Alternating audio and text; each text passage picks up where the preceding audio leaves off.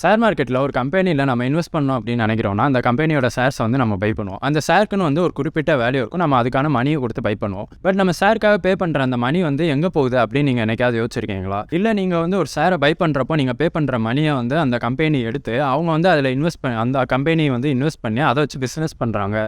இந்த மாதிரி நீங்கள் நினச்சிருக்கீங்களா? அப்படி நீங்கள் நினச்சிருந்தீங்கன்னா அது வந்து கரெக்டாக இல்லையா அப்படின்றத பற்றி இந்த வீடியோவில் பார்ப்போம். ஸோ ஒரு ஸ்டாக்கை பை பண்ணுறப்போ என்ன ஆகும், நம்ம அதுக்காக பே பண்ணுற மணி வந்து எங்கே போகுது அப்படின்னு பார்த்தோம்னா, இப்போ நம்ம ஒரு ஸ்டாக்கை பை பண்ணுறோம் அப்படின்னா நம்ம வந்து அந்த கம்பெனியில் வந்து ஒரு ஓனர்ஷிப் எடுத்துக்கிறோம். நம்ம பர்டிகுலர் அமௌண்ட்டை பே பண்ணி அந்த கம்பெனியோட பிஸ்னஸில் வந்து நம்மளும் ஜாயின் பண்ணிக்கிறோம் அப்படின்னு தான் வந்து அதுக்கான அர்த்தம். ஸோ அந்த கம்பெனியோட ஓனர்ஷிப்பை நம்ம எடுத்துக்கிறதுக்காக நம்ம பே பண்ணுற மணி வந்து அப்படியே டேரெக்டாக அந்த கம்பெனிக்கு போகுதா அப்படின்னு கேட்டோம்னா, அது வந்து டேரெக்டாக உடனே வந்து அந்த கம்பெனிக்கு அப்படியே போயிடாது. பட் அந்த கம்பெனிக்கு வந்து அதனால் வந்து சில பெனிஃபிட்ஸ் இருக்கும். இதை பற்றி இன்னும் டீட்டெயிலாக இப்போ பார்ப்போம். இப்போ மார்க்கெட்டில் உண்மையிலேயே என்ன நடக்குது, ஒரு கம்பெனி வந்து ஷேர் மார்க்கெட் மூலமாக அவங்களுக்கான மணியை வந்து உண்மையிலேயே எப்படி எடுக்கிறாங்க அப்படின்னு வந்து பார்த்தோன்னா, ஃபஸ்ட்டு வந்து ஒரு கம்பெனி அவங்களோட ஷேர்ஸை வந்து இஷ்யூ பண்ணுறது வந்து ஐபிஓன்னு சொல்லுவோம். அதாவது இனிஷியல் பப்ளிக் ஆஃபரிங்னு சொல்லுவோம். இதில் தான் வந்து ஒரு கம்பெனி வந்து பப்ளிக் கம்பெனியாக மாறும். அதாவது அவங்களோட ஷேர்ஸ் ஃபுல்லாக வந்து பப்ளிக் வந்து அவங்க செல் பண்ணுவாங்க. ஸோ இந்த மாதிரி ஐபிஓ அப்போது ஒரு கம்பெனி வந்து அவங்களோட ஷேர்ஸை செல் பண்ணி மக்கள்கிட்ட இருந்து காசு வாங்குறாங்க. அந்த பணம் மட்டும்தான் வந்து ஒரு கம்பெனிக்கு வந்து டேரெக்டாக வந்து அப்படியே அவங்களுக்கு போகும். அதை வந்து அவங்க எடுத்து அவங்களோட பிஸ்னஸில் வந்து அடுத்தடுத்து இன்வெஸ்ட் பண்ணுறதுக்கு இதுக்கெல்லாம் யூஸ் பண்ணுவாங்க. அதுக்கப்புறம் வந்து என்ன நடக்கும்னு பார்த்தோன்னா, அந்த அவங்க செல் பண்ண அந்த ஷேர்ஸ் எல்லாமே வந்து பப்ளிக் கிட்ட போயிடும். இப்போ வந்து பப்ளிக் வந்து அடுத்து என்ன பண்ணுவாங்கன்னா, அந்த ஷேர்ஸை வந்து அவங்க வந்து இண்டிவிஜுவலாக ஒருத்தரும் வந்து ட்ரேட் பண்ண ஆரம்பிச்சிருவாங்க. ஸோ பேசிக்காக ஷேர் மார்க்கெட் மூலமாக ஒரு கம்பெனி வந்து ஃபஸ்ட்டு எப்போ மணி வந்து ஏர்ன் பண்ணுறாங்க அப்படின்னா, அந்த ஐபிஓ அப்போ தான் அவங்களோட ஷேர்ஸை செல் பண்ணுறப்போ. அதுக்கப்புறமா வந்து பப்ளிக் எல்லாமே வந்து அவங்க கையில் ஷேர்ஸ் போனதுக்கப்புறமா அவங்க வந்து ஷேர் மார்க்கெட்டில் எக்ஸ்சேஞ்சஸ் மூலமாக வந்து பை செல் பண்ணுறது மூலமாக ஒருத்தர்கிட்ட வந்து இன்னொருத்தருக்கு வந்து அந்த ஸ்டாக்ஸை செல் பண்ணுறது மூலமாக பை பண்ணுறது மூலமாக ட்ரேட் பண்ணுறாங்க. இப்போது ஐபிஓ ஓகே. அதுக்கப்புறமா வந்து அந்த கம்பெனியை அவங்களுக்கு தேவையான மணியை ஷேர் மார்க்கெட்லேருந்து எப்படி ரைஸ் பண்ணுவாங்க அப்படின்னு பார்த்தோம்னா, அதுக்கு வந்து நியூ ஷேர்ஸை வந்து இஷ்யூ பண்ணுவாங்க. ஒவ்வொரு கம்பெனிலையுமே வந்து இந்த மாதிரி நடக்கும். அந்த கம்பெனி வந்து தொடர்ந்து வந்து ஒரு நல்ல ஒரு பெர்ஃபார்மன்ஸ் காட்டிகிட்டு இருக்காங்க அப்படின்னா அவங்க வந்து அவங்களோட நியூ ஷேர்ஸ் வந்து இஷ்யூ பண்ணுவாங்க. அது வந்து எப்படின்னா, இப்போ ஐபிஓ அப்போ ஒரு கம்பெனி வந்து ஒரு ₹100 வந்து ஷேர்ஸை வந்து இஷ்யூ பண்ணியிருக்காங்க அப்படின்னா, அதுக்கப்புறமா ஒரு டைமில் வந்து அந்த ஷேர்ஸ் வந்து ₹300 இந்த மாதிரி இன்க்ரீஸ் ஆகிருக்கு அப்படின்னா, அடுத்து வந்து அவங்க நியூ ஷேர்ஸ் இஷ்யூ பண்ணுற வந்து இந்த ₹300 வந்து இஷ்யூ பண்ணுவாங்க. ஸோ இந்த டைமில் வந்து பார்த்தோம்னா அவங்க புதுசாக வந்து ஷேர்ஸை மார்க்கெட்டில் இன்ட்ரடியூஸ் பண்ணுறாங்க.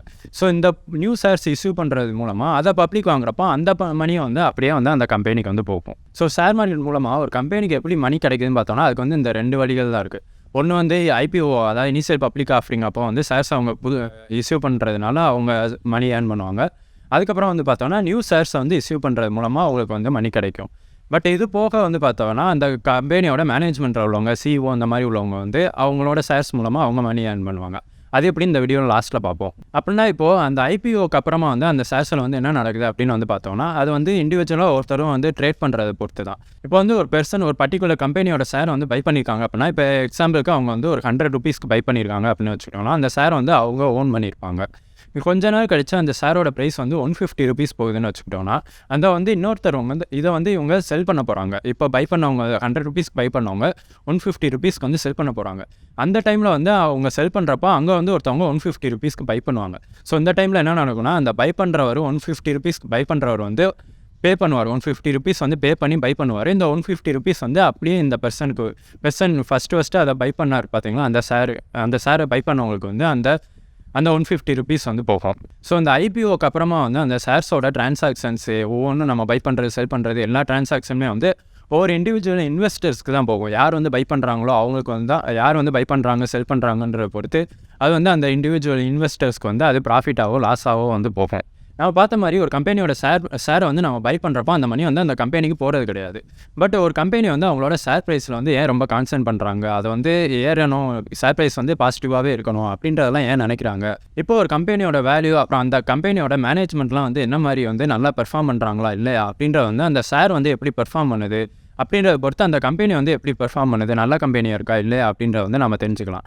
ஏன்னா இப்போ வந்து நம்ம ஒரு ஷேரை வந்து பை பண்ணுறோம், நம்ம ஒரு இன்வெஸ்டர் அந்த கம்பெனியில் இருக்கோம்னா நம்ம வந்து அந்த கம்பெனியோட ஒரு ஓனர்ஷிப்பை வந்து நம்ம வந்து இது பண்ணியிருக்கோம். நம்மளோட ஓனர்ஷிப்பை அந்த கம்பெனியோட மேனேஜ்மெண்ட்டுக்கு வந்து நம்ம எது மூலமாக காட்டலாம்னா, நம்ம வந்து அந்த கம்பெனியை வந்து ஷேரை பை பண்ணுறப்போ இல்லை செல் பண்ணுறப்போ வந்து நம்ம அந்த கம்பெனிக்கு ஓட் பண்ணுறோம் அப்படின்னு வச்சுக்கலாம்.